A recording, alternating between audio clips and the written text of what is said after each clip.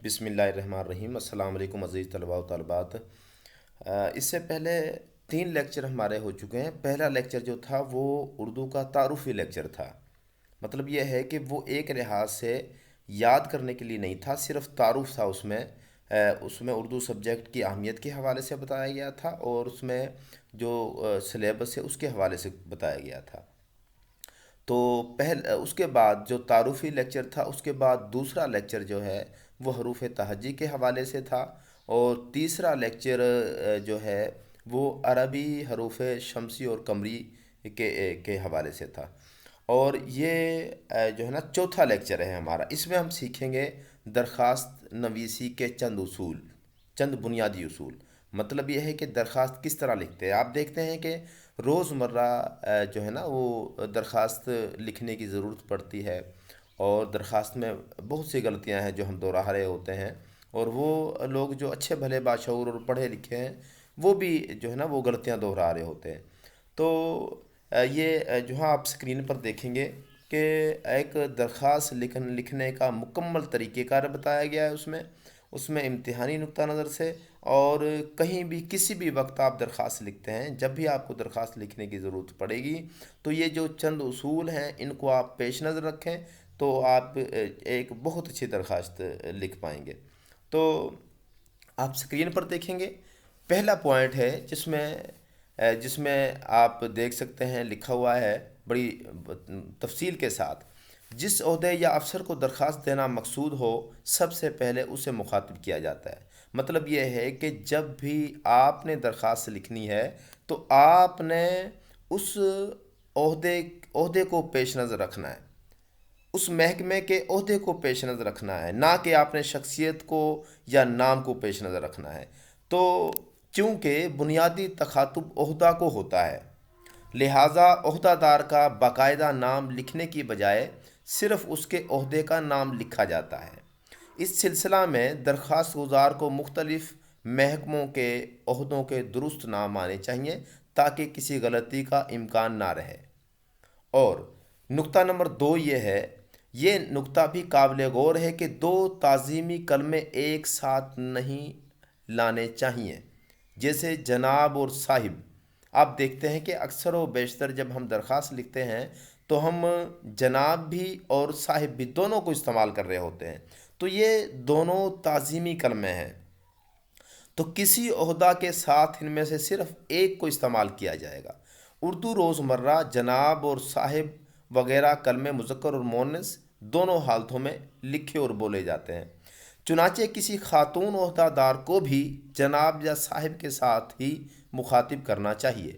بعض اہل علم کے نزدیک خاتون عہدہ دار کی صورت میں جناب کو جنابہ لکھنا یا بولنا کسی صورت درست نہیں۔ مثال کے طور پہ آپ دیکھیں گے کہ یہاں صاحب اور جناب دونوں کی مثالیں دی ہوئی ہیں۔ تو ہم نے جو دوسرا جو نقطہ ہے اس میں ہم نے سیکھا ہے کہ جب ہم درخواست کا آغاز کرتے ہیں، درخواست شروع کرتے ہیں، تو اس میں ہم لکھتے ہیں: باخدمت جناب vice chancellor, Lahore leads university Lahore. اب اس میں آپ دیکھیں گے کہ جناب کا استعمال ہوا ہے، صاحب کا استعمال نہیں ہوا۔ ہم پڑھ چکے ہیں کہ دونوں میں سے یا جناب کا استعمال کر لیں یا صاحب کا کر لیں، دونوں ایک ساتھ آپ استعمال نہیں کر سکتے، کیونکہ دونوں تعظیمی کلمے ہیں، اور ایک جملے میں 2 تعظیمی کلمات استعمال نہیں کیے جا سکتے۔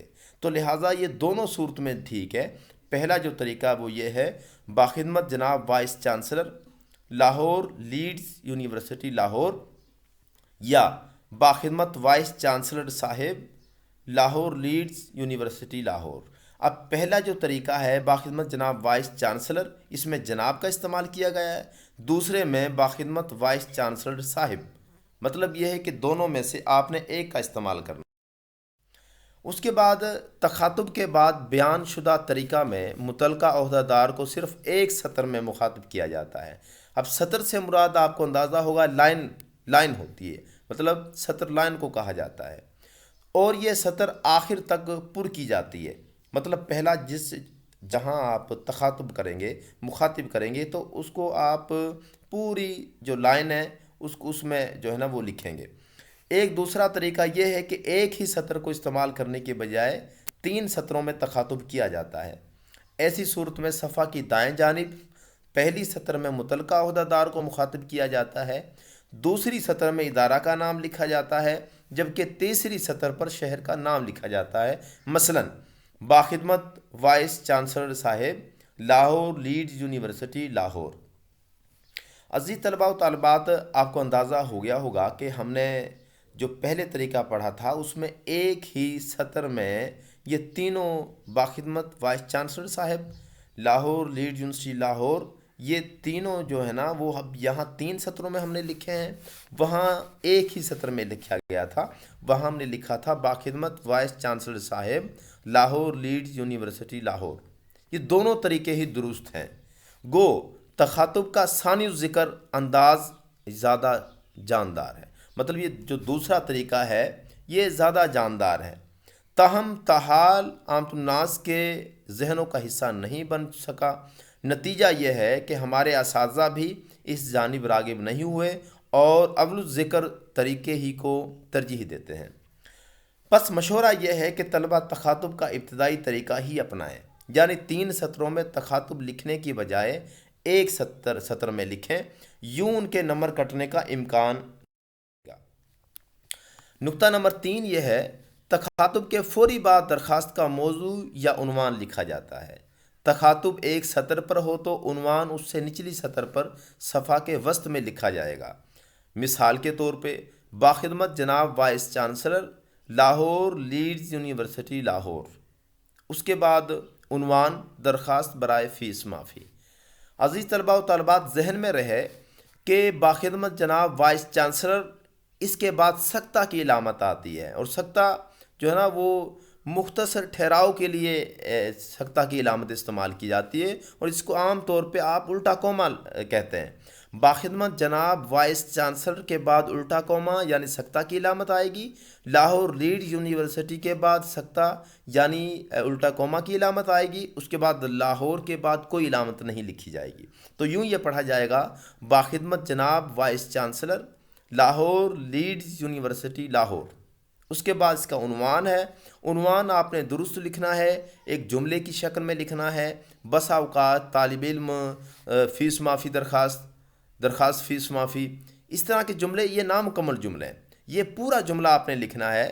درخواست برائے حصول کریکٹر سرٹیفکیٹ، درخواست برائے حصول سند، درخواست برائے فیس معافی، درخواست برائے تبدیلی مضمون، اس طرح کے آپ نے مکمل اور خوبصورت عنوانات جو ہے نا وہ تحریر کرنے ہیں۔ اس کے بعد نقطہ نمبر 4، عنوان والی سطر سے نچلی سطر پر جناب عالی، جناب مکرم، جناب محترم وغیرہ لکھا جاتا ہے۔ عنوان کی طرح اس کا طریقہ بھی یہ ہے کہ تخاطب ایک سطر پر ہو تو جناب عالی صفحہ کے وسط میں لکھا جائے گا، وسط معنی درمیان میں۔ واضح رہے کہ جناب عالی لکھتے ہوئے بعض لوگ عالی پر کھڑا زبر لگا کر اعلیٰ بنا دیتے ہیں، جو سراسر غلط ہے۔ یہ علامت دراصل ندائیہ کی تھی۔ ندائیہ کی علامت کسی کو پکارنے کے لیے استعمال کی جاتی ہے، تو دراصل ندائیہ کی تھی، جسے کھڑا زبر سمجھ لیا گیا ہے۔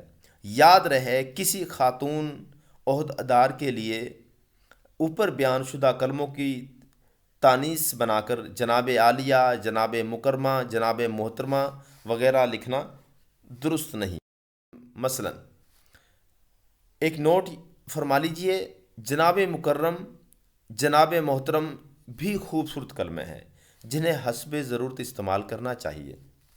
مطلب یہ ہے کہ ہم نے جناب عالی درخواست کا حصہ بنا لیا ہے، جبکہ ضروری نہیں ہے کہ آپ جناب عالی ہی لکھیں، آپ جناب مکرم لکھ سکتے ہیں، آپ جناب محترم لکھ سکتے ہیں، آپ جناب محترمی و مکرمی لکھ سکتے ہیں، جو آپ کو مناسب لگے لکھ سکتے ہیں آپ۔ تو اب دیکھیں، یہ مثال کے طور پہ باخدمت جناب vice chancellor Lahore leads university Lahore, عنوان درخواست برائے حصول کریکٹر سرٹیفکیٹ جناب مکرم۔ تو نقطہ نمبر 5، جناب عالی کے بعد نچلی سطر پر اقتباس کی شکل میں یعنی 1 انچ جگہ چھوڑ کر نہایت ادب سے گزارش ہے یا مودبانہ التماس ہے، لکھ کر اصل مدعا تحریر کیا جاتا ہے۔ اس ضمن میں یہ نکتہ قابل غور ہے کہ مدعا مختصر اور جامع ہونا چاہیے۔ خط کے مقابلہ میں درخواست ہمیشہ مختصر ہوتی ہے اور اس میں صرف مطلب کی بات کی جاتی ہے۔ اختصار کو پیش نظر رکھنے کے باوجود اگر بات قدرے طویل ہو جائے تو 2 یا 3 اقتباس بنائے جا سکتے ہیں۔ واضح رہے کہ نفس مضمون میں اپنے لیے فدوی اور بندہ کی بجائے میں یا مجھے کے الفاظ استعمال کرنے چاہیے۔ آپ دیکھتے ہیں کہ اکثر لوگ جو ہے وہ میں کی بجائے فدوی یا بندہ کا لفظ استعمال کرتے ہیں، جبکہ نہیں ہے۔ اور ہمارا نقطہ نمبر 6، نفس مضمون۔ آپ نفس مضمون سمجھ گئے ہوں گے کہ جو ہے نا جناب علی کے بعد جو تحریر لکھی جاتی ہے، جہاں ہم لکھتے ہیں نہایت ادب سے گزارش ہے، وہ نفس مضمون کے زمرے میں آتی ہے۔ نفس مضمون کے آپ 3 پیراگرافس بنا لیں، اس میں ایک مختصراً اپنا تعارف کر لیں، دوسرا اصل مدعا، اور تیسرا جو ہے وہ اختتامی کلمات لکھیں آپ۔ تو نفس مضمون کے بعد صفحہ کی بائیں جانب درخواست گزار، عرض گزار یا مخلص لکھا جائے گا، اور درخواست دینے والا اپنا پتہ لکھے گا۔ کسی اجتماعی مسئلے کے لیے دی گئی درخواست میں ایک سے زیادہ افراد اپنے نام اور پتے لکھیں گے۔ واضح رہے کہ عرضے، عریضے اور العرضے یہ بے معنی الفاظ ہیں، اور یہ آپ دیکھیں گے کافی حد تک لوگ ان کا استعمال کرنا چھوڑ گئے۔ انہیں کسی صورت استعمال میں نہیں لانا چاہیے، اور اختتامی کلمات صفحہ کے درمیان میں نہیں لکھنے چاہیے۔ مثال کے طور پہ آپ دیکھیں، یہاں سکرین پہ آپ کو نظر آ رہا ہوگا درخواست گزار، اور اس کے نیچے اگر آپ امتحان میں نہیں ہیں تو پھر آپ درخواست گزار کے نیچے الف ب جیم لکھیں۔ اس کے بعد دیکھیں آپ درخواست گزار کی سیدھ میں دائیں جانب تاریخ لکھی جائے گی۔ اس ضمن میں تاریخ یا مورخہ وغیرہ لکھنے کی ضرورت نہیں، چنانچہ تاریخ لکھنے کا درست طریقہ ذہن نشین کر لیجئے۔ مثال کے طور پہ آپ سب سے پہلے لکھیں گے مہینے کا نام، مثال کے طور پہ 2 اپریل اور 2020 سال کا نام، اس کے بعد آپ علامت لگا دیں گے حمزہ کی۔ تو یہ درست طریقہ ہے تاریخ لکھنے کا۔ اور اس کے سامنے دوسری طرف آپ لکھیں گے عرض گزار یا درخواست گزار یا عرضی گزار یا درخواست گزاران، اس کے نیچے آپ نام پتہ لکھیں گے۔ اور اس کے بعد آخری جو ہمارا نقطہ ہے اس میں آپ دیکھیں تاریخ لکھنے کا معروف طریقہ یہ ہے کہ اردو ہندسے استعمال کیے جائیں، تاہم یہ انگریزی ہندسوں میں بھی لکھی جا سکتی ہے۔ امتحانی پرچے میں تاریخ لکھنے کی دونوں صورتیں قابل قبول ہیں۔ انگریزی ہندسوں کی حامل تاریخ یوں لکھی جائے گی، آپ دیکھیں 2 انگریزی کا لفظ ہے، اس کے بعد آپ ختمے کی علامت لگائیں، اس کے بعد آپ مہینے کا نام لکھیں، اس کے بعد سال کا نام لکھیں، اس کے بعد آپ حمزہ کی علامت لگائیں، اور اس کی بالکل سیدھ میں دوسری جانب آپ لکھیں گے درخواست گزار۔ یہ بچوں مکمل طریقہ میں نے آپ کو سمجھا دیا ہے کہ درخواست کیسے لکھنی ہے۔ زیادہ تر جو طلبہ ہے وہ غلطی کرتے ہیں تاریخ لکھنے میں۔ مراد یہ ہے کہ تاریخ لکھتے وقت آپ سب سے پہلے تاریخ تحریر کریں، اس کے بعد ختمہ کی علامت لگائیں، اس کے بعد مہینے کا نام لکھیں، اس کے بعد سال کا نام لکھیں، اس کے بعد حمزہ کی علامت لکھیں۔ اب اردو میں تاریخ کس طرح لکھنی ہے اور انگریزی میں کس طرح لکھنی ہے، دونوں طریقے میں نے جو ہے نا یہاں تحریر کر دی ہیں۔ آپ دونوں کو استعمال کر سکتے ہیں، امتحانی نقطہ نظر سے بھی اور عام معمولات کے مطابق بھی۔ یہ میں نے بنیادی اصول بتائے ہیں۔ اس کے بعد جو اگلا لیکچر ہوگا اس میں آپ کو درخواست کا نمونہ اور پھر درخواست لکھنے کا طریقہ اور پھر جو ہے نا مشق کے طور پہ 2-3 درخواستیں میں آپ کو سمجھا دوں گا، پڑھا دوں گا، اور PDF کی شکل میں اور جو ہے نا YouTube کی شکل میں، اور ایزی کلاس کا جو پلیٹ فارم ہے اس میں بھی یہ تینوں چاروں شکل میں، اور اس کے علاوہ ایک بہترین ذریعہ ہمارے پاس واٹس ایپ ہے، واٹس ایپ پہ بھی میں یہ تمام جو ہے نا وہ لیکچر اپلوڈ کرتا جا رہا ہوں۔ بہت شکریہ، نوازش، دعاؤں میں یاد رکھیے گا۔